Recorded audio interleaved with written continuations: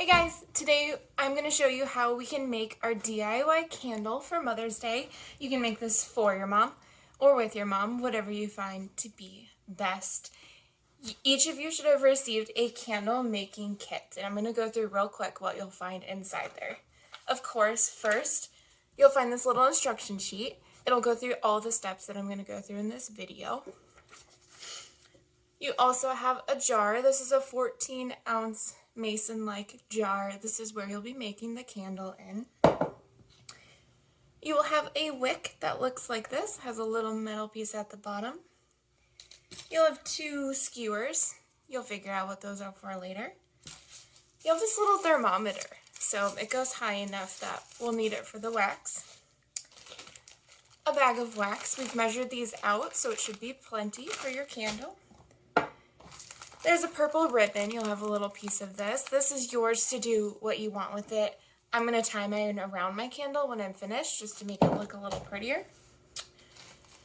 We also have an assortment of different type of flowers, dried flowers, different buds. Like for example, here's lavender buds.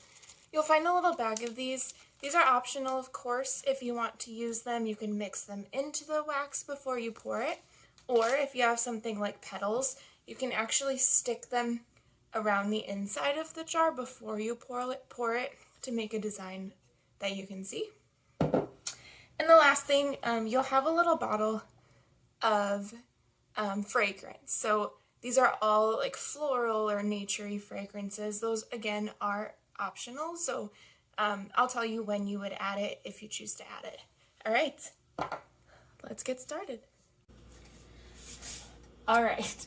A double boiler. So if you've never heard of or used a double boil before, it's super simple. All you need are 2 pans or pots, or 1 pot and a bowl that is heat resistant. So I'm going to use this pot here. I'm also going to use this smaller one. The goal is for the smaller one to be able to fit inside of the pot to hold the wax. So I filled this about to here. You don't want it super full, and you're going to boil it. The wax is going to go inside your smaller pot that will rest on top. I'm going to open up my bag and dump all of it inside.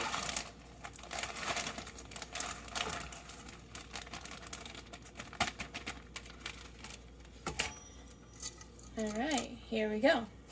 Now, I've already turned my water on, so it's almost boiling. I'm going to set this pot inside of this pot as the water boils around it. Be very careful to watch around the edges, because sometimes when it boils the water pops up and can go into the wax, so just be careful. Notice it. I'm going to keep this in here for 10 to 15 minutes. Had to check my instructions, and I'm going to stir it as we go until it all gets melted.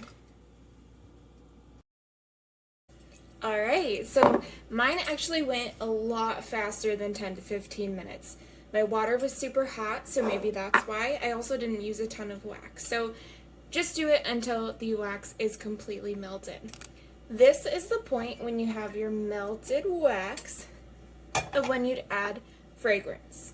Now candles, of course, are your preference. So add some fragrance, smell it, see what you think, add some more.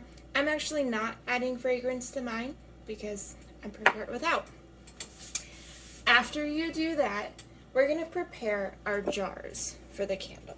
What I'm going to do first is take my wick, and I'm going to dip the bottom of my wick into the melted wax, and then I'm going to place it and stick it in the middle on the bottom of the jar. That'll hold it in place before we pour.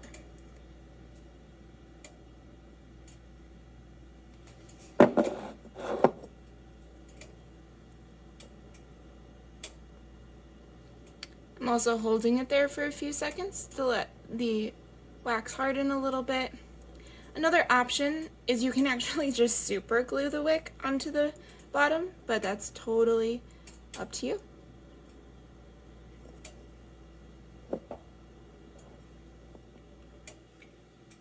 Alright, mine is officially stuck.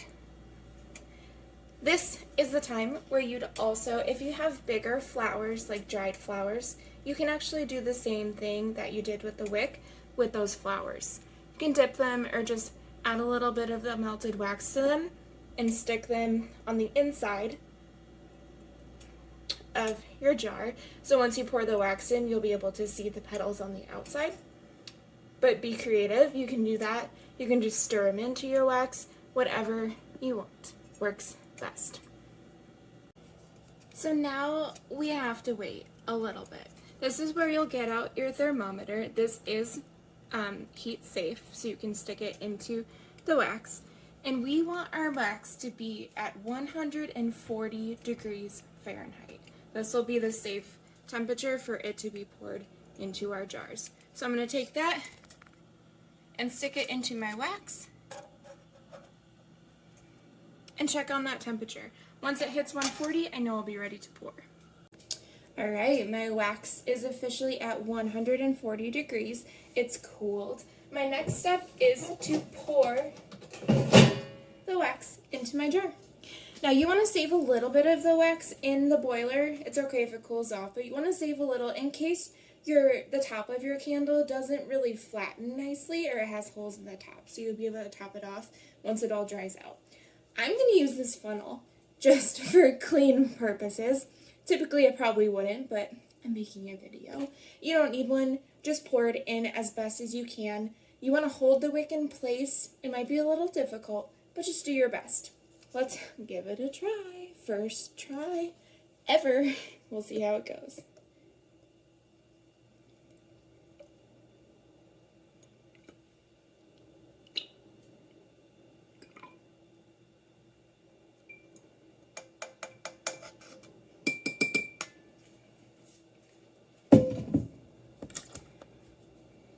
Alright, looks good to start. My wick stayed in place. The wax was pretty melted. Next are where these come in. I know it's kind of confusing. These are going to be used to make sure that your wick stays centered in the jar because you want your wick in the center. You're going to take these and lay them on top and sandwich the wick between them to hold it in the middle once it dries.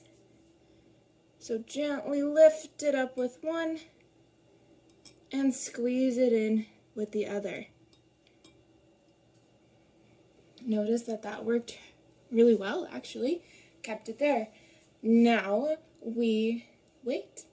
We're going to wait about 4 hours for the wax to harden. Obviously, if it hardens before then, great. If it doesn't, great. We're just waiting it out, and then we'll top it off and finish it up. Alright, it has been maybe an hour and a half, not super long, but my candle, as you can see, is almost completely dry, solidified, and you can see those pretty purple flowers I added inside a little bit. Maybe could have put more, but that's my preference. Now, the top dried pretty smooth. As you can see, there's a couple little holes, and there's still some space up to the top. So I'm heating up my leftover wax that I had in my pot. I'm just reheating it in the double boiler. You could even microwave it if you prefer that way. I'm going to top it off, and then we'll finish up our candle. Now again, I'm going to use my funnel. You don't need a funnel. Just be careful as you pour, because it can get pretty hot.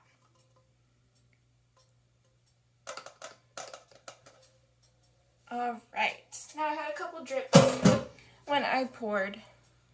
If you can see a little bit, I can just wipe that off. It's wax, or I can wait for it to harden and wipe it off then. Now, in your bag, you will have a ribbon like this, nice purple ribbon, and you'll have one of these chalkboard prints. You can choose to do whatever you want. You don't have to use either, but you can take off the sticker and stick it right on your jar and put a label on it, or leave it blank for whoever you're gifting it to use. Or you can wrap this ribbon all the way around your jar and make a cute little decoration. You can glue it, you can tape it, you can use wax if you have leftover to stick it onto the jar. But it's really up to you from this point forward. The only last thing that we'll need to do is trim the wick. So we don't want this wick to be this tall because that's a fire hazard. I don't think City View would be too happy about it. So once the top of this dries off, I'm going to get really close to the top of it, and I'm just going to cut the wick off from there. Then your jar candle is finished. Wrap it up, decorate it, put the lid on, keep it for yourself, or give it to your favorite mom for Mother's Day. Well, that is it. We finished our candles. I would love to see, and Jacob would love to see your finished products. So if you tag us or even send us an email to show us what it looked like, that would be cool. We hope you enjoyed it. It was super fun for me. This is my first time making a candle, but it's really easy. So maybe I'll make some more. Have a great Mother's Day to all the mothers out there, and a great weekend to everyone else. Bye.